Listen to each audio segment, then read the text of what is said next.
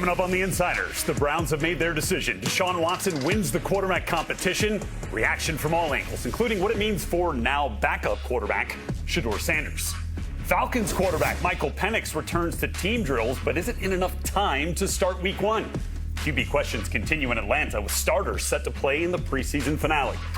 Josh Allen's quest to bring a Super Bowl back to Buffalo has come close. But ahead, how changes at the top with Joe Brady and out wide with DJ Moore aim to disrupt that narrative. Hello, everybody. Welcome to another edition of The Insiders here from our NFL Network newsroom in Los Angeles. I am Rhett Lewis here with the stars of the show. With me for the next hour, our insiders, Ian Rappaport, Mike Garafolo, and Judy Batista. Friends, let's begin with what is new today. When the Browns head to Jacksonville to open the regular season against the Jaguars, it will be Deshaun Watson trotting out with that offense as the starting quarterback. Turns out a lackluster performance in the preseason this weekend did not derail his chance to beat out Shedeur Sanders. Head coach Todd Monken tells us why. There's a number of things I'm not going to get into, but ultimately we felt over the course of training camp and the offseason that he was ahead of Shedeur. Shedeur's closed that gap, for sure, and that's a credit to him. And we look forward to, again, Shedeur continuing to grow as a player, but ultimately we're about week one. First off, I want to address the comments from Saturday after the game. I think just, human nature, just myself being very emotional, putting a lot of time these last 2 years to, get back and, spend time in this facility, in the city, meeting a lot of different people in the community. I thought I was going to get, a little different response, but, I think, my emotions got the best of me, and knowing that I have teammates in the locker room that support me, knowing that I have a coaching staff that support me, knowing that I have an organization that support me, all the other stuff got to take care of itself on the field. And now it's my job to be able to show that, I'm capable of putting points on the board and getting W's. And I think that, if we can do that, then I can earn the respect and loyalty to the rest of the fan base. And that's what I got to do. Because again, it was a big investment, and we haven't got the product out of that investment just so far, and I have another shot, I have another chance, so I want to make sure I take full responsibility of this opportunity. Daniel Oyefusi joining us now from Browns HQ in Berea, Ohio. Daniel, what have you learned about what went into this decision? Yeah, Rhett, head coach Todd Monken said he considered the full body of work when considering a starting quarterback. But one thing in particular he did point out today was starting the first 2 games of the season on the road and the pre-snap operation. I've watched Monken all summer hound his offense about getting in and out of the huddle quickly, quarterback cadence, and making the right checks at the line of scrimmage. And all of those things point to the experience of Watson, a 9-year vet, over Sanders, the 2nd-year player. Okay, Daniel, thanks very much. And with the way things unfolded during the game and then after the game with Deshaun Watson, you can imagine that Cleveland Sports Radio was buzzing today. What is the point, right? We don't want this guy. He's made a fool out of us. We had all those years where the one thing we had over Pittsburgh was, hell, at least we don't have the off-the-field stuff like that. And now they brought it to us. And we have to deal with this guy coming into Cleveland. But after what I saw on and off the field this weekend, I just can't wrap my head around this decision. I think the coach is maybe underestimating our fan base.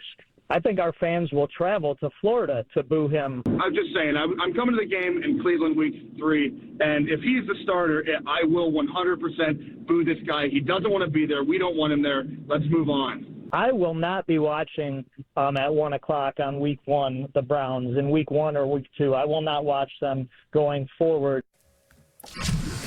Okay. This guy's going to travel to boo. No, just do that. Just run that for the whole hour. That is a new level of, look, I get it. The Browns fans are upset here. Let's talk about what happened, though, on the field first, Mike Garafolo.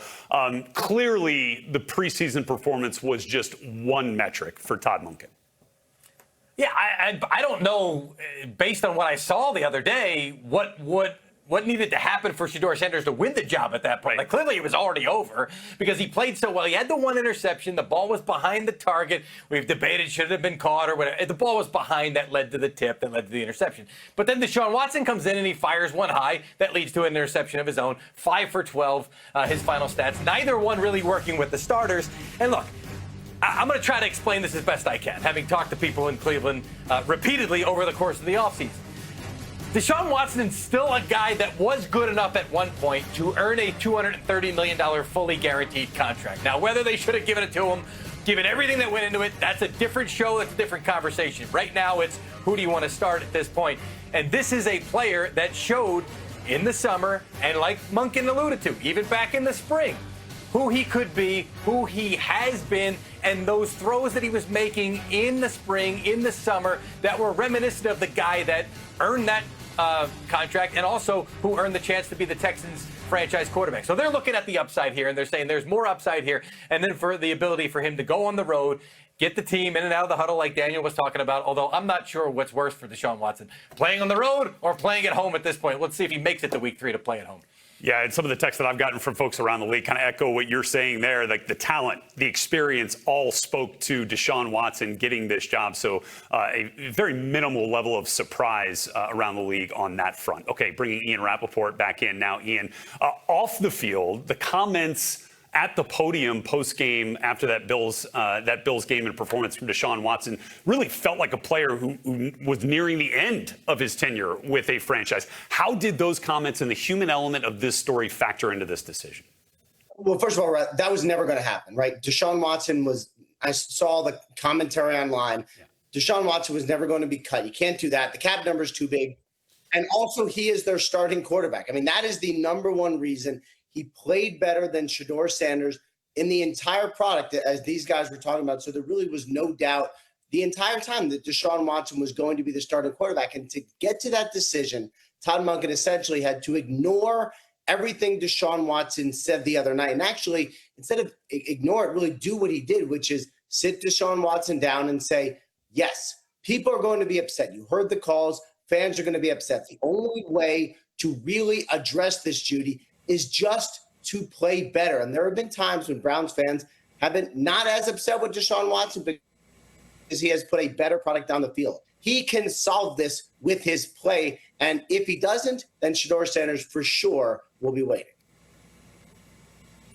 You know, Bill Polian used to say, you can't listen to the fans or you will end up sitting with them. And I say that with respect to Cleveland Browns fans who are obviously very upset. But this does create a situation that the Browns are almost certainly going to have to manage. They start the season with 2 straight games on the road. Maybe fans will travel to boo. We'll see. But if the Browns don't win those games or Deshaun Watson doesn't perform well in those games, Week 3, they have their home opener, and that could get really messy if things are not going well at that point with Deshaun Watson. It's a situation the team is going to have to manage. It's a situation that Deshaun Watson himself is going to have to manage. He's going to have to manage his emotions better than he did this past weekend. It just all leads to a potentially really difficult start to the season for the Browns. He can silence all of this if he plays well and if they win games. But certainly what we saw in the preseason in week 2 this weekend indicates that if things go sideways, they're going to have to manage things much better than they did this past weekend. Okay, Judy, we're going to keep the same topic but switch teams, talking about the quarterback questions now in Atlanta. A new and positive wrinkle today with Michael Penix participating in 11-on-11 full team drills today for the first time since his ACL injury in November of last year. Falcons, though, still approaching his availability with caution. I'll talk through the playtime later in the week, Daniel, but we will play our starters in this game. Is Mike included in that? You know, I want to get through today. You know, obviously it's Mike's first time back out there. Excited for him, obviously, to do 11-on-11, but we'll work through that. How hard is the curve to be from where he's been all offseason to being in 11-on-11 now? Like, what's the hardest part about that? I think it's a good question for Mike to probably answer better than I could, other than to say, obviously, he's had a bunch of reps without the pass rush and the pocket and that type of thing. But I think he's more than eager to get out there and practice. Okay, Judy, back with us here to talk Tua. How did Tagovailoa's performance in his first preseason with the Falcons, maybe affect the way that Kevin Stefanski approaches his starting quarterback for week 1 of the regular season moving forward? Well, we're probably not having this conversation right now if Tua had performed better during the summer and during the preseason. He had an enormous head start on Michael Penix Jr., who couldn't practice fully.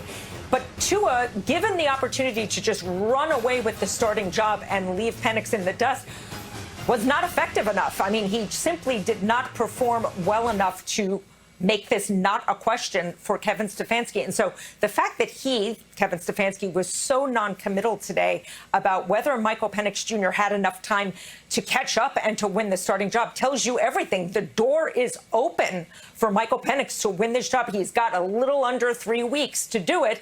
It seems like a rush, but frankly, Tua's non-performance in these weeks when he was the only person out there with a chance to perform opened the door for Michael Penix.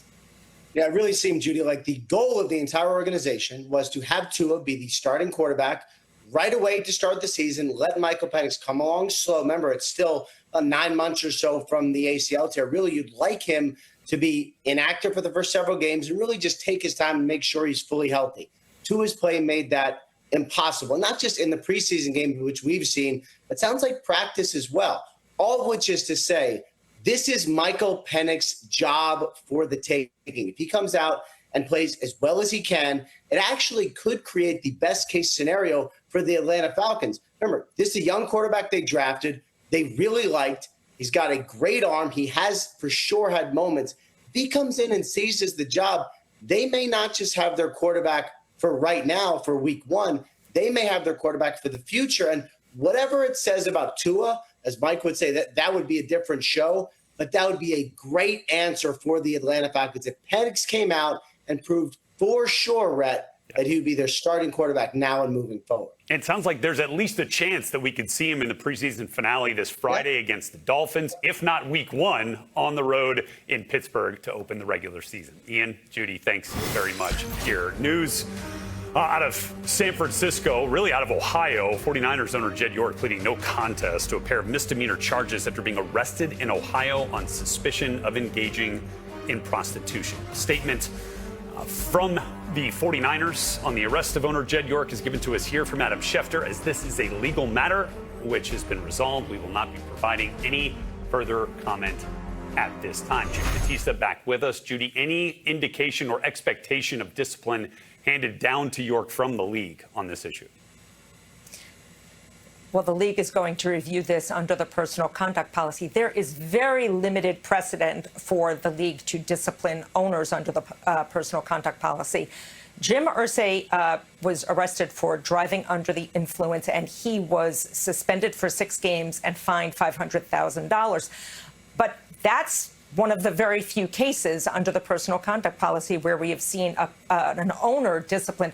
Robert Kraft was charged sort of a similar case like this, a solicitation charge. Those charges were ultimately thrown out.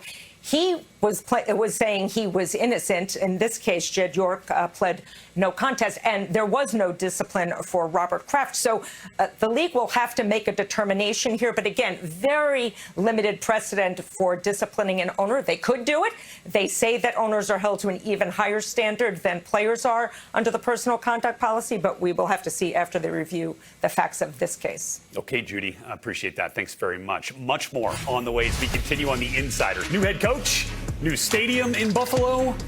Is it time for a Vince Lombardi trophy to find its way into the trophy case? Cam Wolf on how the Bills' offense is changing under new head coach Joe Brady. Plus, in Pittsburgh, 1 cornerback returning to the field, 1 remains out. The latest on the Steelers and a talented defensive backfield next.